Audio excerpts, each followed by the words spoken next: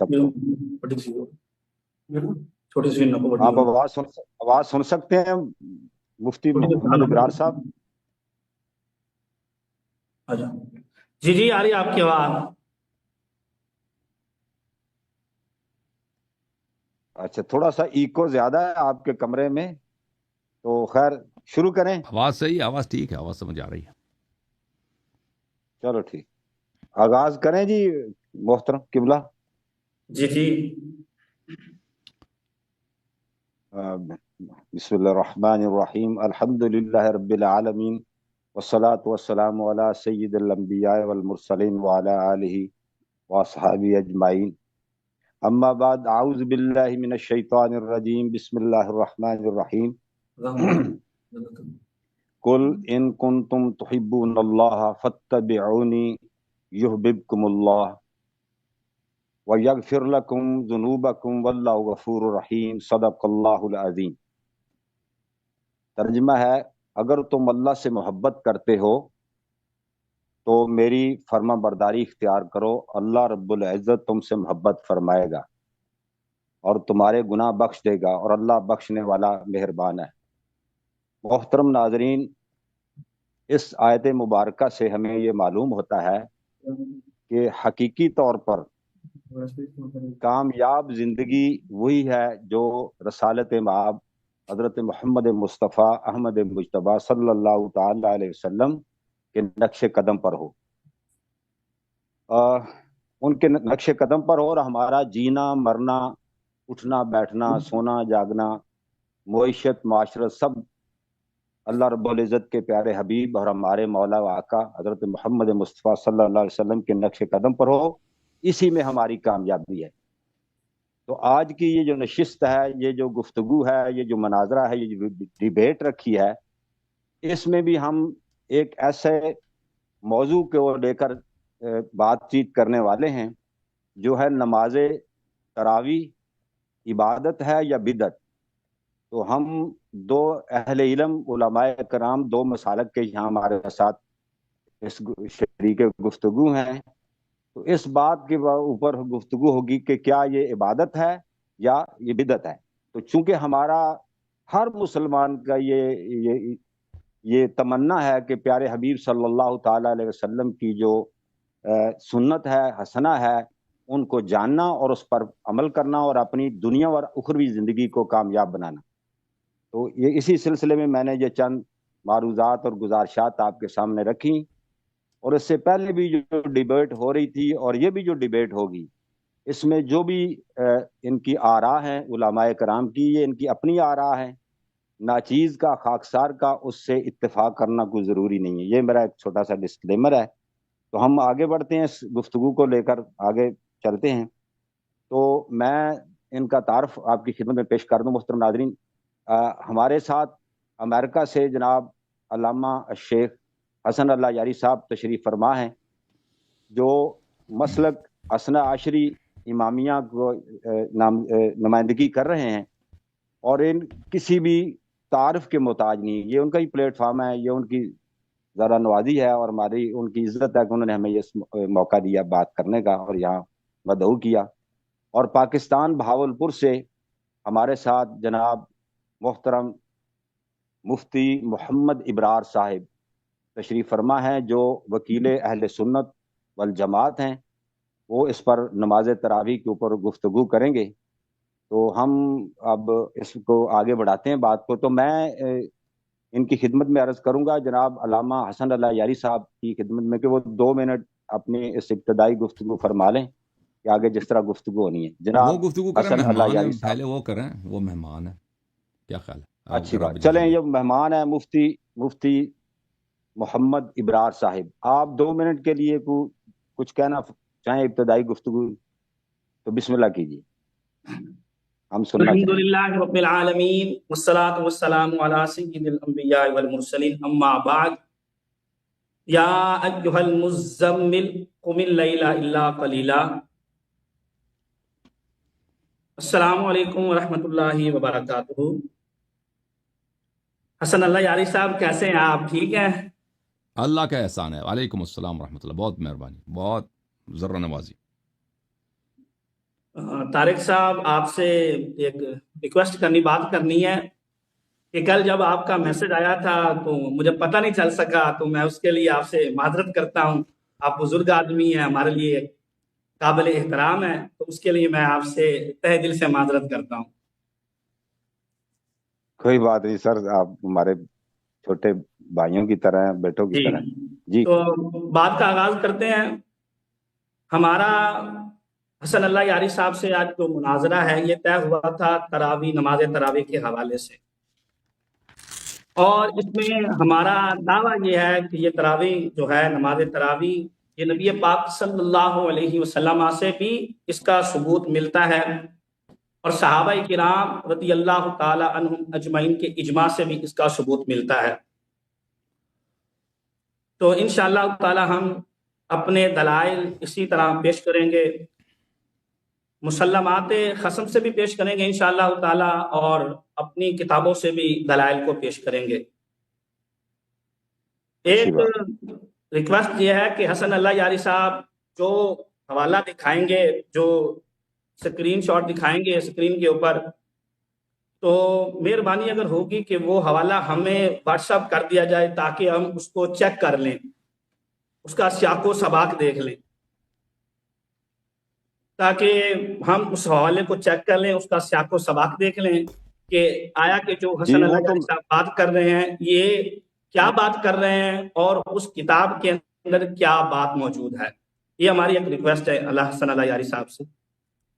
دوسرا یہ ہے کہ مناظرے کا کوئی جی ٹائم ان سے فکس کر لیں، کتنی دیر مناظرہ ہوگا. ایسے ہم لگے رہے تو 3 گھنٹے بھی ہو سکتے ہیں، 4 بھی، پتہ نہیں چلے گا. تو اس کا کوئی ٹائم فکس کر لیں کہ 1 گھنٹہ گفتگو ہونی ہے، 1.5 گھنٹہ ہونی ہے، یا 2 گھنٹے ہونی ہے. اس ٹائم کو فکس کر لیا جائے. اور دوسرا، کتنے دیر فریقین گفتگو کریں گے، اس بات کی طرف آ جاتے ہیں. تو میری رائے یہ ہے کہ 5 منٹ بہت زیادہ ہیں. 5 منٹ حسن اللہ یاری صاحب گفتگو کریں، 5 منٹ میں ان سے گفتگو کروں گا. چلیں ٹھیک ہو اور جی. احترام کے دائرے میں رہتے ہوئے بات کریں گے جی انشاءاللہ تعالی. انشاءاللہ. کوئی گالم گلوچ نہیں ہوگی اللہ کی رحمت سے. بالکل ہم حسن اللہ یاری صاحب کو اپنا بڑا سمجھتے ہوئے، عمر میں بھی مجھ سے بڑے ہیں، تو ایک بڑا سمجھتے نہیں ہوئے وہ ان سے احترام کے ساتھ بات کریں گے، اور احترام کے دائرے پہلے میں بھی اللہ تعالیٰ گفتگو ہوگی. میرے ہوتے ہی ہوتے الحمدللہ اچھے طریقے سے بات ہوئی ہے. چلیں میں ان کو دیتے ہیں 1-2 منٹ، وہ بھی کوئی ضروری بات ہے. علامہ حسن اللہ یاری صاحب آپ بھی ہمارے جی. گوش بسم گزار اللہ کر دیں، الرحمن الرحیم. کچھ میں بہت کہنا شکر چاہیں گے یا گزار شروع ہوں کر شیخ دیں؟ صاحب کی تشریف آوری کا اور طارق صاحب کا کہ دونوں حضرات یہاں پہ تشریف لائیں. اور ہمارے ابرار صاحب بہت ہی مخلص آدمی ہیں اور بہت ہی خوش اخلاق انسان ہے اور مخلص ہمیں لگتے ہیں. اور انشاءاللہ ہمیں ہماری امید یہ ہے کہ انشاءاللہ تبارک و تعالی اس گفتگو میں ہمیں ایک علمی نتیجے تک جانے میں مدد ملے گی اور ناظرین کے لیے بہت سارے حقائق واضح ہو جائیں گے. جہاں تک نماز تراویح کا تعلق ہے تو یہ نماز تراویح اس طرح کا کوئی نہ کوئی حدیث ہے، نہ کوئی قرآن کی آیت ہے، کچھ بھی نہیں ہے. ٹھیک ہے نا؟ یہ خود بھی مانتے ہوں گے کہ تراویح کا لفظ کسی حدیث میں کسی میں بھی نہیں ہے. اور جہاں تک رسول صلی اللہ علیہ وآلہ وسلم نے نماز پڑھائی ہے یہ بھی ایک بہتان کے علاوہ کچھ بھی نہیں ہے. اور ہم ان کے کتابوں سے دکھائیں گے. صحابہ، یہ انہوں نے کہا یہ صحابہ کا اجماع ہے. ہم صحابہ کے بڑے بڑے صحابہ کے اعترافات دکھائیں گے ان کے اپنی کتب سے صحیح اسانید کے ساتھ کہ صحابہ نے خود اعتراف کیا ہے کہ تراویح بدعت ہے، یہ ایک بدعتی نماز ہے. اور پھر یہ کہ بدعت کا لانے والا، بدعت پہ عمل کرنے والا جہنمی ہوتا ہے، وہ تو وہ واضحات میں سے. انہوں نے کہا کہ میں اپنے ٹھیک ہو. حوالے واٹس ایپ کے ذریعے سینڈ کروں، تو یہ میرے لیے ممکن نہیں ہے کہ میں حوالے سینڈ کروں. اب واٹس ایپ سے زیادہ آسان ہے، کیونکہ میں جو بھی حوالہ دوں گا وہ اسکرین پہ دکھاؤں گا نا.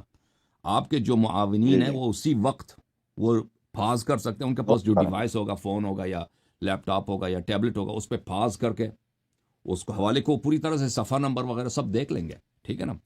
تو وہ پاز کریں گے یا ریپلے کریں گے یا کچھ پیچھے چلے جائیں گے تو وہ حوالے آپ کو نظر آ جائیں گے اسی وقت. اور جی جی اگر میں نے کوئی چیز صحیح طرح سے بیان نہیں کی ہے تو آپ دوبارہ مجھ سے پوچھ سکتے ہیں کہ بھئی آپ نے وہ حدیث دکھائی ہے، وہ اس کو ذرا دوبارہ پڑھیے، دوبارہ اس کا صفحہ نمبر وغیرہ دکھا دیے تو میں دوبارہ دکھاؤں گا انشاءاللہ. اس سے کوئی بات نہیں ہے. تو اس کی وجہ یہ ہے کہ میں سیٹ نہیں صحیح کر سکتا کہ یہاں میرے پاس کوئی آدمی نہیں ہے نا بیک گراؤنڈ میں، جی کیونکہ میں خود جی تو جی آپ سے گفتگو کر رہا ہوں. سمجھتا اگر کوئی آدمی بیک گراؤنڈ میں ہوتا کہ وہ یہ، کیونکہ اس میں ٹائم لگتا ہے بھائی اس کو نکال کے اس کو سینڈ کرنا، ہوں اگر اس طرح ہوتا نا تو ہو سکتا تھا. لیکن یہاں پہ میرے مدد کرنے والا اس طرح کے کوئی انسان نہیں ہے جس کو یہ حدیث وغیرہ، مدد کرنے والے ہیں ہمارے پاس ہیں، لیکن وہ اس طرح لوگ نہیں ہے کہ عالم علماء ہوں، طالب علم ہوں، جن کو کتابیں پڑھنا آتا ہے، حدیث کا صفحہ وغیرہ جو میں دکھاتا ہوں اسی کو وہ نکال بھی سکے، سینڈ بھی کر سکے نا. اس طرح کے نہیں ہیں وہ بیچارے، پڑھ عربی وغیرہ ان کو پڑھنا نہیں آتا ہے ان لوگوں کو. ٹھیک ہے نا. Thank you sir. ٹھیک، جزاک اللہ جی، بہت شکریہ. میں چاہوں گا کہ تھوڑا ایڈ کر دوں مفتی محمد ابرار صاحب کہ 5 منٹ کی ٹرن بہت تھوڑی ہے. پہلی ابتدائی 10 منٹ رکھتے ہیں، بعد میں 5 منٹ کر لیں گے، تو مقدمہ جو ہے نا دعویٰ ہے وہ پیش کرنے کے لیے تھوڑا ٹائم ہوگا. کیسا رہے گا؟ چلیں یہ کر لیتے ہیں، لیکن آپ ٹائم یہ بتا دیں کہ کتنی دیر تک یہ ڈیبیٹ چلے گی. ٹھیک ہے، اوپن کم ایٹ لیسٹ دیکھتے ہیں جتنی مرضی چلیں، 10 ٹرن کر لیں گے. یہ تو ہوتا ہے کئی دفعہ مناظرہ کا کچھ نہ کوئی رزلٹ پہلے نکل آئے تو ایٹ لیسٹ. جی علامہ صاحب آپ کچھ فرمائیں گے؟ حسن اللہ یاری صاحب. میں تو سمجھتا ہوں کہ 5 منٹ تو کم ہوتے ہیں، 10 منٹ ہونے چاہیے. اور اگر وہ مانتے ہیں، اگر نہیں مانتے کیونکہ تو میں 5 منٹ نے بھی کافی آبزرو ہیں. کیا نا کہ 5 منٹ میں نا میں نے آبزرو کیا جو پچھلے بھی، کیونکہ حوالہ نکالتے تھوڑا پڑھتے اور اس کا ترجمہ اگر آپ کرتے. ایک حدیث پڑھیں گے نا، اگر حدیث فرض کریں 4-5 سطر کے ہیں تو وہ 5 منٹ میں بمشکل وہی حدیث پڑھیں گے. اس کے بعد جو اس کی توضیح وغیرہ دیں گے اس میں پڑھ کر ٹائم اس ختم پر ہو جو جائے گا. تبصرہ کرنا ہے، اپنے اوپر تبصرہ کرنا ہے، یا اس سے کوئی مقدمہ یا کوئی دعویٰ نکالنا ہے تو وہ مشکل ہو جائے گا. چلیں 10 منٹ ایسے رکھتے کر ہیں، لیتے ہیں، شروع پہلی کرتے ہیں. 5-10-10 اور دوسری 5 جو ہے 5 منٹ. آپ چلو نے ایسے جلدی سے کر نکل لیتے جانا. ہیں. ابرار صاحب کیا ہے بھائی. دیکھیے نا، میں آپ کو پتا ہے چلو بھائی آج جیسے یکم آپ کی رمضان مرضی، مبارک کوئی بات تھی، نہیں، کوئی بات. رام کی ابرار صاحب پڑھائی جیسے کہیں وہ. مصروفیات تھی، پھر ہاں، سحری بھی ہے آگے، تو میں اس لیے کہہ رہا ہوں کہ جلدی ہم اور کلوز سحری کر کا لیں. کیا ہے، سحری تو ہو جائے گی اچھا، بھائی، اس کوئی میں مشکل نہیں. مدعی کون ہے اور دعویٰ کس نے پیش کرنا ہے؟ وہ بتائیں، منکر وہ کون جو ہے؟ یہ کہنا چاہیں. مدعا علیہ ہمارا یہ ہے کہ نماز آپ کا تراویح دعویٰ ہے، جو ہے وہ وہ عبادت ہے. ایک سنت عمل ہے. رسول اکرم صلی اللہ علیہ وسلم سے اس کا ثبوت ملتا ہے صحیح ٹھیک ہو، احادیث سے. اور بالکل آگے شروع کرتے نوافل کی جو جماعت ہے اس کے اوپر ہیں. دونوں طرف سے دلائل موجود ہیں.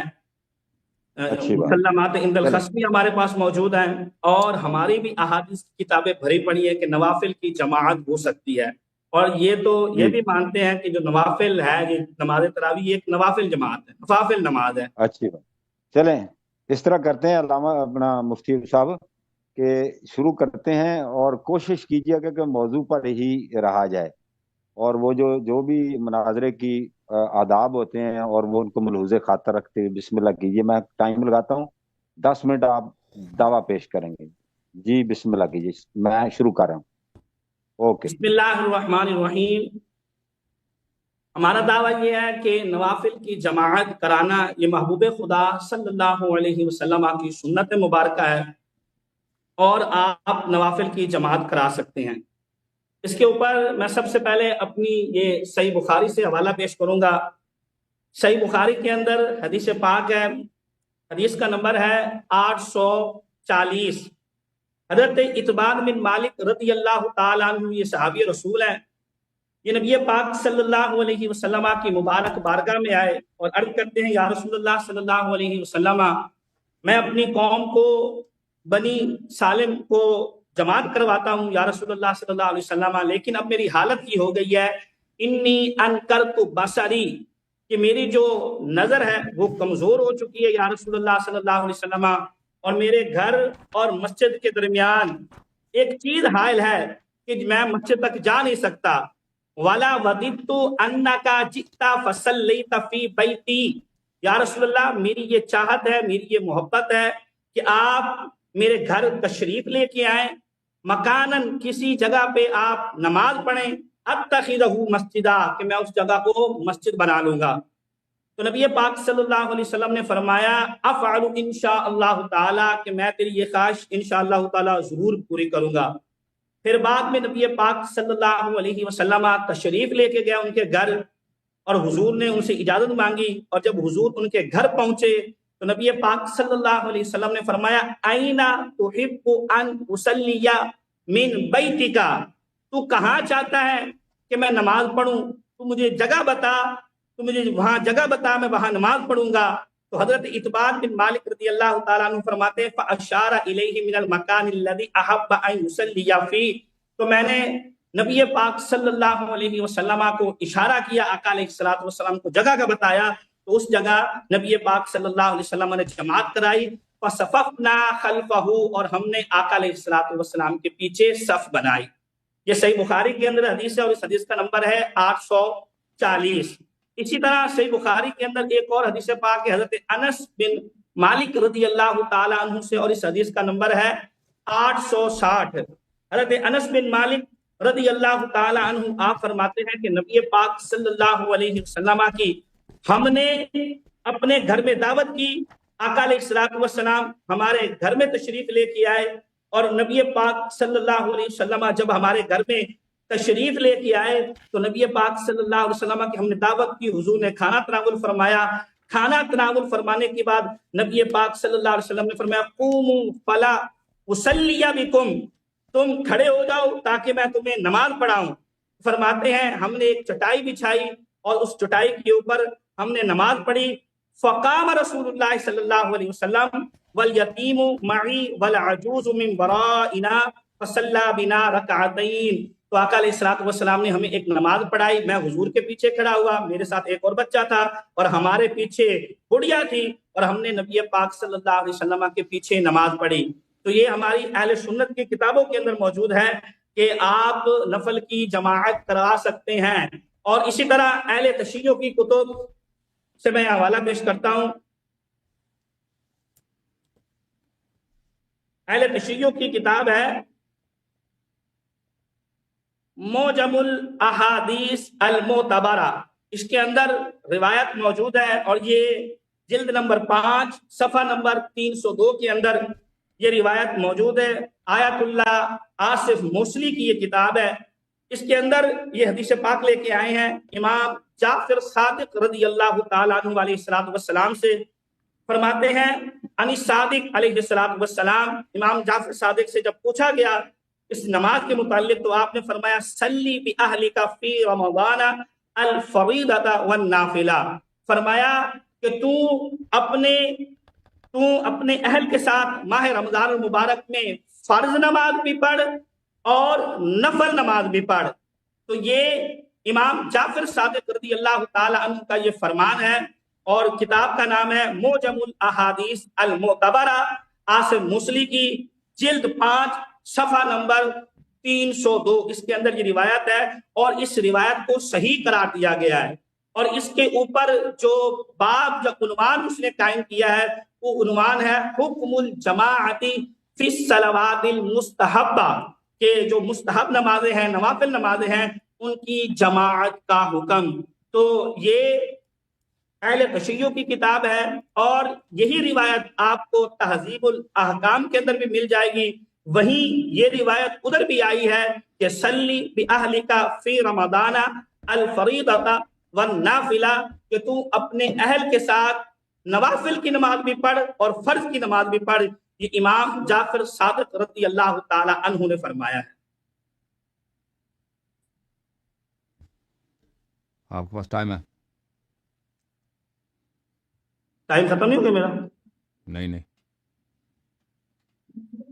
جی، اسی طرح اسی تہذیب الاحکام کے اندر ایک اور روایت بھی موجود ہے، جس کے اندر امام جعفر صادق رضی اللہ تعالی عنہ سے پوچھا گیا، یہ تہذیب الاحکام فارسی والی جو فارسی ترجمے کے ساتھ چھپی ہے، اس کی جلد 2 ہے، صفحہ نمبر 50 یا 50 ہے، اس کے اندر امام جعفر صادق رضی اللہ تعالی عنہ سے روایت ہے۔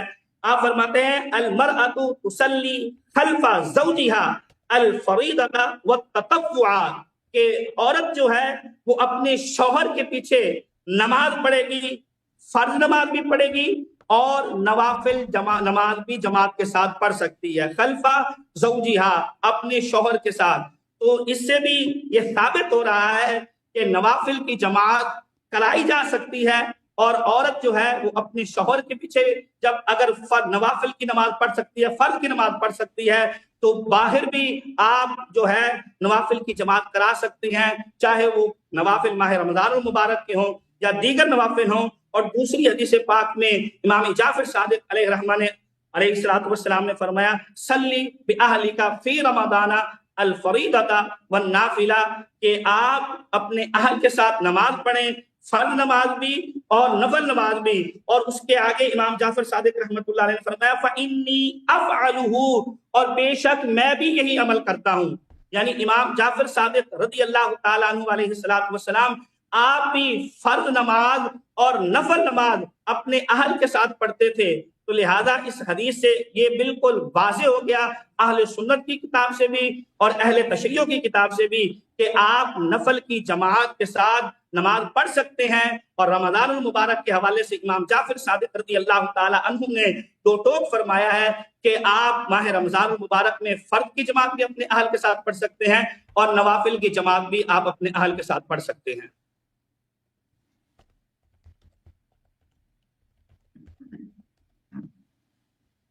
جی ختم ہو گیا جی؟ ابھی دو منٹ ہیں آپ کے بات کرنی ہے تو یہ تو ٹائم نظر نہیں آ رہا، میں نے شاید سمجھا شاید 10 منٹ پورے ہو گئے ہیں۔ میں نے 2 منٹ ہیں۔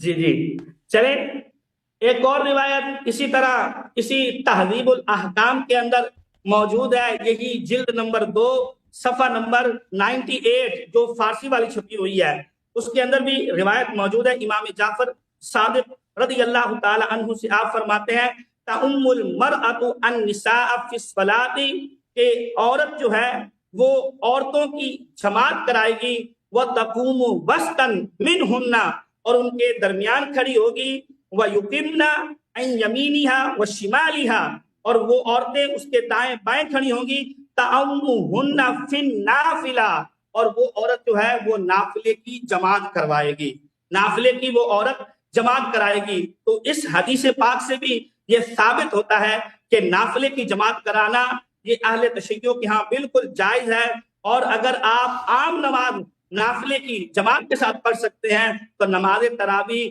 ماہ رمضان المبارک کی اس کو جماعت کے ساتھ کیوں نہیں پڑھا جا سکتا۔ اسی طرح ایک اور حدیث پاک اسی کے اندر موجود ہے اور اس کا صفحہ نمبر ہے 99۔ اس کے اندر امام جعفر صادق رضی اللہ تعالی عنہ سے سوال کیا گیا، سألت ابا عبداللہ علیہ السلام عن المرأة تأم النساء، کہ عورت جو ہے وہ عورتوں کی جماعت کرا سکتی ہے؟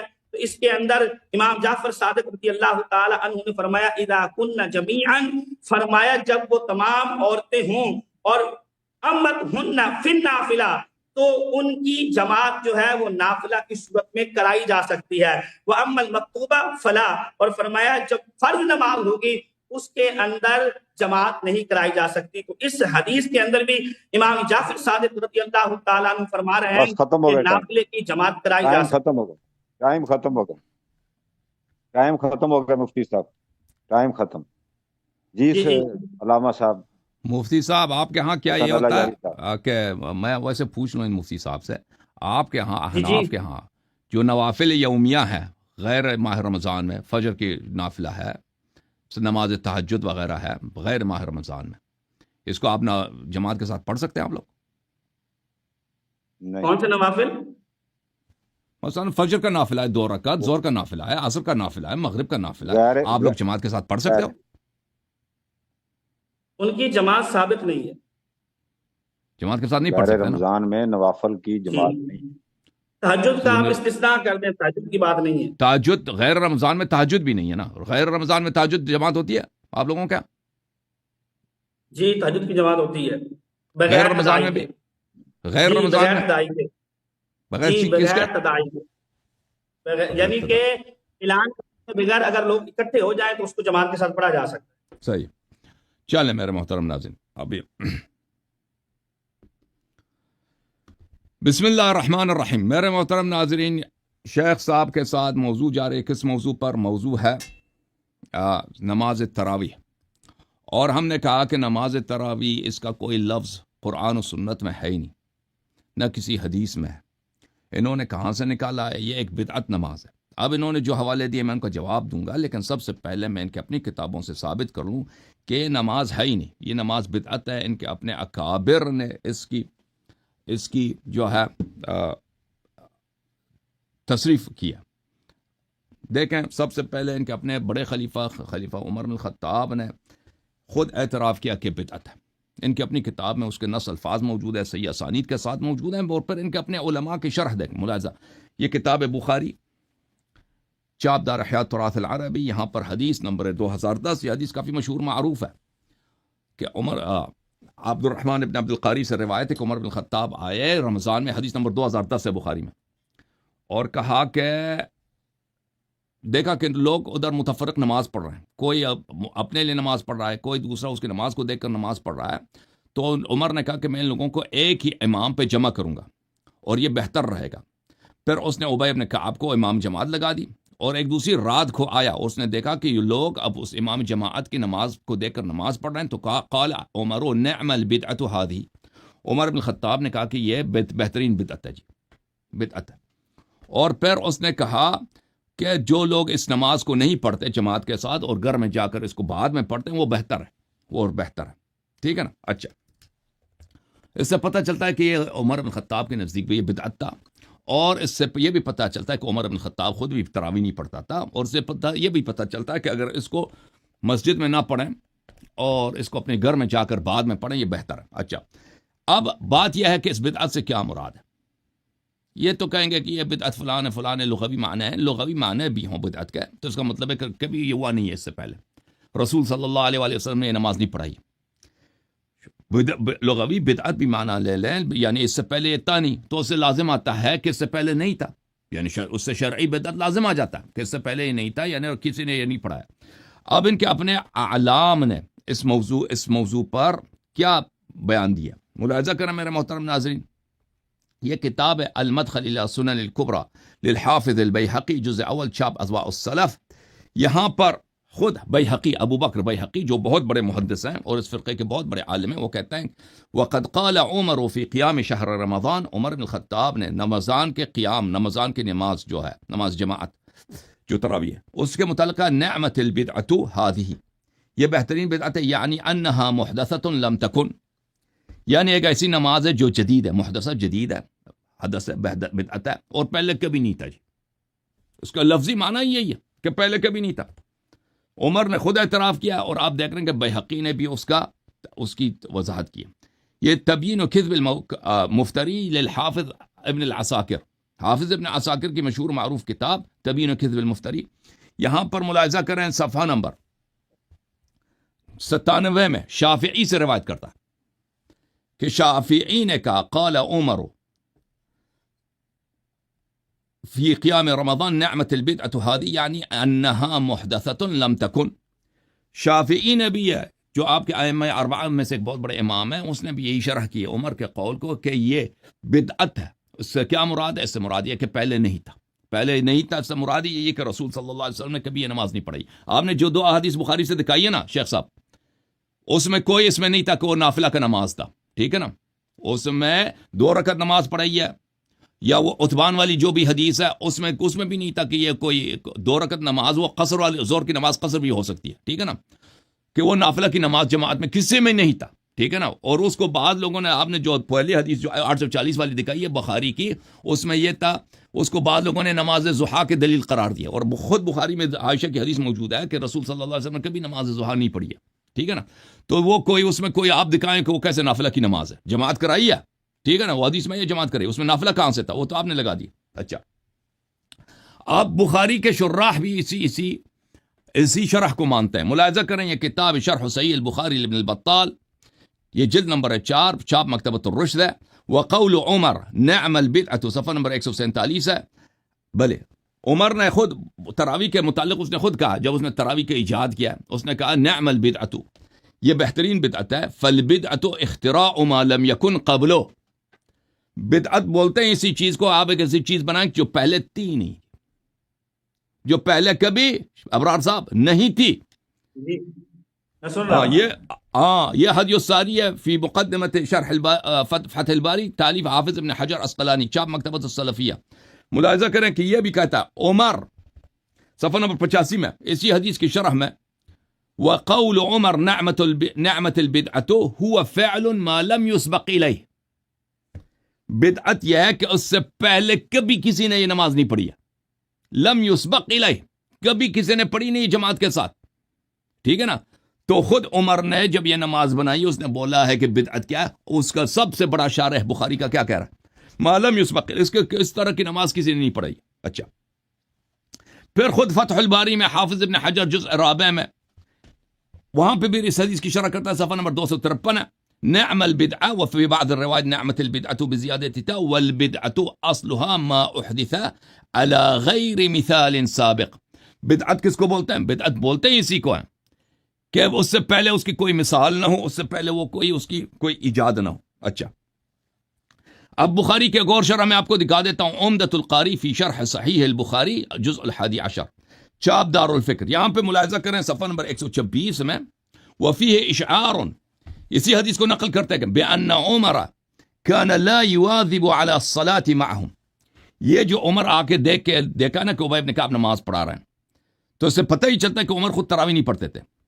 وقوله نعمت البدعہ، یہ انہوں نے جو عمر صاحب نے کہا کہ یہ بدعت ہے، بہترین بدعت ہے. وانما دعاها بدعة لان رسول اللہ صلی اللہ علیہ وآلہ وسلم لم يسنها لهم، اس لیے کہ رسول صلی اللہ علیہ وسلم نے یہ سنت بنائی نہیں ہے. جی لم یسنها، کبھی رسول صلی اللہ علیہ وسلم نے تراویح کی سنت نہیں بنائی ہے. ولا كانت فی زمان ابی بکر، اور یہ کبھی ابو بکر کے زمانے میں بھی نہیں تھا. ورغب رسول اللہ صلی اللہ علیہ وسلم فیہا، رسول صلی اللہ علیہ وسلم نے صرف نماز قیام اللیل کی اس نے ترغیب دیا کہ رمضان کے مہینے میں تم تہجد پڑھا کرو، رات کو نمازیں پڑھا کرو. لیکن یہ جو نماز جماعت کرائی ہے یہ اس کی سنت نہیں ہے. یہ واضح طور پر آپ کے اکابر کے شروع ہیں، عمر کے اپنے اعتراف کے ذیل میں کہ نعم البدعۃ ہذی. یہ ارشاد الساری فی شرح صحیح البخاری ہے. ملاحظہ کریں یہاں پر بھی، اس میں بھی یہی جملہ ہے کہ قال عمر لما رآهم نعم البدعۃ هذه انما سماها بدعة لان رسول الله صلی اللہ علیہ وآلہ وسلم لم يسن لهم الاجتماع لها. عمر صاحب نے تراویح کو بدعت بولا ہے کیونکہ اس نماز کو جماعت کے ساتھ پڑھنا یہ رسول صلی اللہ علیہ وسلم کی سنت ہے نہیں. ولا كانت فی زمن الصدیق، اور نہ ابو بکر کے زمانے میں تھا. ولا فی اول اللیل، اور رات کے شروع میں بھی نہیں تھا. یہ تہجد کو نصف شب کے بعد پڑھنی چاہیے. ولا کل لیلۃ ولا هذا العدد، اور نہ ہر رات کو جمع، یہ بھی نہیں تھا کبھی، نہ پیغمبر کے زمانے میں نہ ابو بکر کے زمانے میں، اور نہ اس عدد کے ساتھ کہ تم نے اتنی نمازیں پڑھنی ہیں. اچھا، آپ نے جو حوالہ دیا ہے شیعہ کتب سے، پہلی بات ہے کہ آپ نے شیخ آصف محسنی کا جو حوالہ دیا، وہ شیخ آصف محسنی اس کے الفاظ جو باب کے اس نے تراجم بنائے، باب کے عناوین بنائے، یہ ہمارے لیے کوئی حجت نہیں ہے. وہ ایک ان پڑھ مولوی تھا، بہت ہی جاہل ٹائپ کا مولوی تھا، جو عام طور پہ نجفی مولوی جاہل ٹائپ ہوتا ہے. اس نے حدیث کا ایک مجموعہ بنایا اور اس نے اپنے سے حجت کے خلاف اور اجماع شیعہ کے خلاف اس نے ایک حجت لگا دیا. ایک کیا بنا دیا؟ ایک اس نے ایک عنوان لگا دیا. یہ ملاحظہ کریں، کتاب وسائل الشیعہ ہے، یہ تمام شیعہ کے پاس کے ساتھ یہ سب سے ایک معتبر کتاب ہے جو حلال و حرام میں اس کے احادیث کی طرف رجوع کیا جاتا ہے. اس میں ایک پورا باب ہے، وسائل الشیعہ الی تحصیل مسائل الشریعہ. ملاحظہ کریں یہاں پر عدم جواز، جلد نمبر 8 ہے، صفحہ نمبر 45 ہے، عدم جواز الجماعة في صلاة النوافل في شهر رمضان ولا في غیره، عدم استثنیہ، کہ جائز نہیں ہے کہ انسان، اس میں کئی احادیث ہیں اس پورے باب میں، کہ نوافل کو آپ ماہ رمضان میں یا غیر ماہ رمضان میں جماعت کے ساتھ پڑھیں، مگر یہ کہ وہ نماز استثناء کی گئی ہو. اگر کوئی نماز استثناء کی گئی ہے، شیخ صاحب سن رہے نا، کوئی نماز جیسے نماز استسقاء ہے مستثنیات میں سے، اس میں عورت چاہے امام نماز جماعت بن جائے، اس میں مرد نماز، وہ نماز نافلہ ہے، اس میں وہ نماز مستحب ہے، اس میں جماعت کے ساتھ کیا جا سکتا ہے. یا نماز عیدین ہے، بعض کے نزدیک یہ مستحب ہے، ٹھیک ہے نا، یہ جماعت کے ساتھ کرایا جاتا ہے. آپ کے ہاں بھی احناف کے ساتھ اور مالکیہ کے ساتھ نماز عیدین جو ہے کیا نوافل مستحب ہے، واجب نہیں ہے. اور اس کو جماعت کے ساتھ پڑھا جا سکتا ہے. حنبلیوں کے ساتھ یہ فرض کفایہ ہے، احناف کے نزدیک یہ واجب ہے، دوسروں کے نزدیک یہ مستحب ہے. ٹھیک ہے نا. تو اس کو جو چیزیں مستثنا ہیں عورتیں، اس کو آپ نے جو حدیث پڑھی ہے وہ مستثنیات کے لیے. آپ نے کوئی حدیث نہیں دکھائی ہے کہ نوافل رمضان کو جماعت کے ساتھ پڑھی جا سکتی ہے. وہ تہذیب والی جو آپ نے حدیث پڑھی ہے اس کا جواب میں دے دوں گا، لیکن میرا ٹائم ختم ہو گئی ہے. اس کے علاوہ آپ کے پاس تو کوئی حدیث آئی نہیں.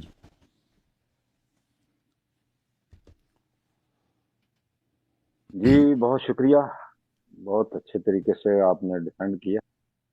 ابھی جناب نیکسٹ ٹرن جو ہے نا، میں یہ گزارش کروں گا، ابھی آپ کی 10 منٹ کی ٹرن ہوئی ہے، تو میں چاہتا ہوں کہ اگلی ٹرن جو ہے نا وہ 8 منٹ کی رکھیں. اب کافی ٹائم زیادہ ہے، تو 8 منٹ کی ٹرن شروع کریں جناب. علامہ مفتی جناب محمد ابرار صاحب، جی بسم اللہ کی. الحمدللہ رب العالمین والصلاة والسلام علی سید الانبیاء والمرسلین، اما بعد. ہماری نا شیخ صاحب سے بات ہوئی تھی، حسن اللہ یاری صاحب سے، کہ آپ نے اقوال نہیں پیش کرنے، تو انہوں نے شروع ہی اقوال سے کر دیا. آپ نے اقوال ہی پیش کرنے شروع کر دیے. اقوال اگر آپ پیش کریں گے تو وہ ہم بھی اقوال پیش کر دیں گے. آپ نے امام بیہقی رحمہ اللہ تعالیٰ کا ایک قول پیش کیا، تو ہم بھی آپ کو امام بیہقی کا ایک قول دکھاتے ہیں، پھر احادیث کی طرف چلتے ہیں. فضائل الاوقات امام بیہقی رحمہ اللہ تعالیٰ کی یہ کتاب ہے. اس کا صفحہ نمبر ہے 267. اس کے اندر آپ اسی چیز کے بارے میں فرماتے ہیں، قال الشیخ رضی اللہ تعالیٰ عنہ فَإِن كَانَتْ بِدْعَةٌ فَهِيَ بِدْعَةٌ مَحْمُودَةٌ لِأَنَّهَا لَمْ تَكُنْ بِخِلَافِ مَا مَضَى من عہد النبی صلی اللہ علیہ وآلہ وبارک وسلم. تو امام بیہقی رحمۃ اللہ علیہ صاف لکھ رہے ہیں کہ جو حضرت عمر نے کہا ہے نعمت البدعۃ ھذہ، اس سے قطعاً وہ والی بدعت مراد نہیں ہے جو کل بدعۃ دلالہ میں آئی ہے. اور ہمارے ہاں کل بدعۃ دلالہ یہ جو روایت ہے یہ عام نہیں ہے، بلکہ اس کا مخصص بھی ہمارے پاس موجود ہے. یہ خص منہ البعض ہے. اس کی آگے چل کے میں آپ کو دکھاؤں گا کہ یہ حدیث عام نہیں ہے کل بدعۃ دلالہ، بلکہ اس کے مخصص بھی ہمارے پاس الحمدللہ موجود ہیں. تو امام بیہقی رحمہ اللہ تعالی آپ فرمانے فَإِن بِدْعَةٌ فَهِيَ بِدْعَةٌ مَحْمُودَةٌ لِأَنَّهَا لَمْ تَكُنْ بخلاف ما مضى من عہد النبی صلی اللہ علیہ وسلم. یہ جو جماعت کرانی ہے تراویح کی، وہ فرما رہے ہیں یہ اس دور کے خلاف نہیں ہے جو رسول اللہ صلی اللہ علیہ وآلہ وبارک وسلم کے دور مبارک میں تھی. فقد روینا انہم صلوها بصلاة رسول اللہ صلی اللہ علیہ وآلہ وبارک وسلم لیالیا وانما ترکها رسول اللہ صلی اللہ علیہ وسلم بالجماعت خشیت ان تفرض علیکم فلما توفی رسول اللہ صلی اللہ علیہ وسلم وکمل الدین وتناہت الفرائض لم یخش عمر بن الخطاب رضی اللہ تعالیٰ عنہ ما خشی رسول اللہ صلی اللہ علیہ وسلم. تو امام بیہقی کا جو آپ نے حوالہ دیا ہے، ہم نے آپ کو امام بیہقی رحمۃ اللہ علیہ کا ہی جواب دے دیا ہے کہ امام بیہقی رحمہ اللہ تعالیٰ فرماتے ہیں کہ یہ جو حضرت عمر نے جماعت کروائی تھی، اس سے قطعاً یہ مراد نہیں ہے کہ یہ کل بدعۃ دلالہ والی بدعت ہے، بلکہ یہ بدعت محمودہ ہے. کیوں؟ اس کی اصل موجود ہے کہ رسول اللہ صلی اللہ علیہ وسلم اپنے زمانے مبارک میں، اپنی حیات مبارکہ میں آقا علیہ السلام نے نماز تراویح کی جماعت کروائی ہے. اگرچہ پورا مہینہ نہیں کروائی لیکن کروائی ہے. وَإِنَّمَا تَرَكَهَا صرف اور صرف حضور نے ترک اس لیے کی ہے تاکہ یہ امت کے اوپر فرض نہ ہو جائے، یہ امت کے اوپر لازم نہ ہو جائے، ضروری نہ ہو جائے. فرماتے جب رسول اللہ صلی اللہ علیہ وسلم دنیا سے تشریف لے کے چلے گئے، وَقَمُلَ الدِّينُ اور دین مکمل ہو گیا، اب کوئی چیز فرض ہو ہی نہیں سکتی. الْيَوْمَ أَكْمَلْتُ لَكُمْ دِينَكُمْ ہو گئی. تو فرماتے ہیں کہ حضرت عمر رضی اللہ تعالیٰ عنہ کو وہ خوف نہیں تھا جو رسول اللہ صلی اللہ علیہ وسلم کا خوف تھا. وَرَآ أَنَّ جَمْعَهُمْ عَلَىٰ قَارِئٍ وَاحِدٍ تو فرماتے ہیں حضرت عمر نے ان سب کو ایک قاری کے اوپر جمع کرا دیا. تو میں نے امام بیہقی رحمہ اللہ تعالیٰ سے آپ کے اعتراض کا جواب دے دیا. اب ہم چلتے ہیں اس چیز کی طرف کہ آیا کہ نبی پاک صلی اللہ علیہ وسلم نے اس کی جماعت کروائی ہے یا نہیں کروائی.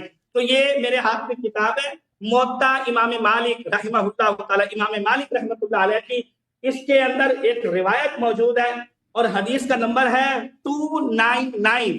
اس کے اندر یہ روایت موجود ہے ان عائشہ زوج النبی صلی اللہ علیہ وسلم ان رسول اللہ صلی اللہ علیہ وسلم صلی فی المسجد ذات لیلۃ.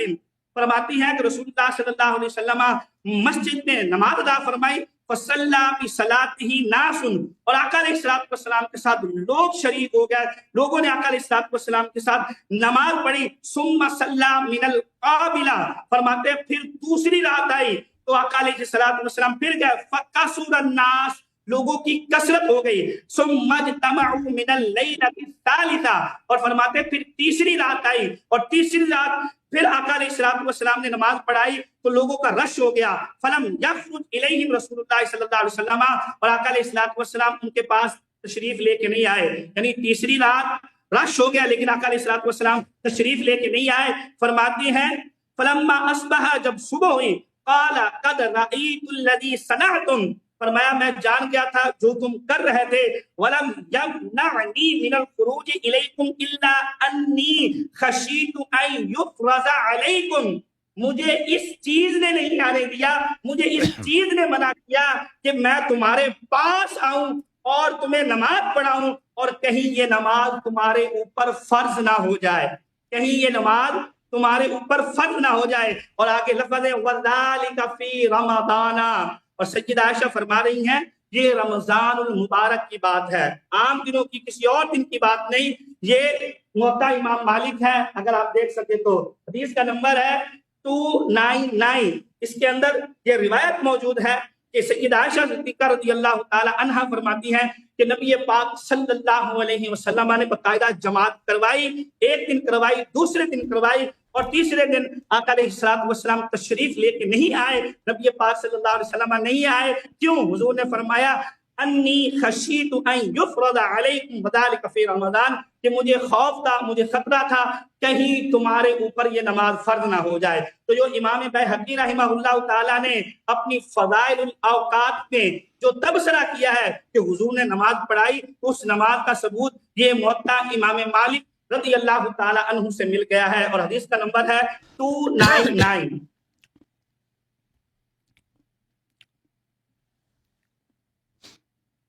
اسی طرح صحیح بخاری کے اندر بھی تراویح کے اوپر روایات موجود ہیں.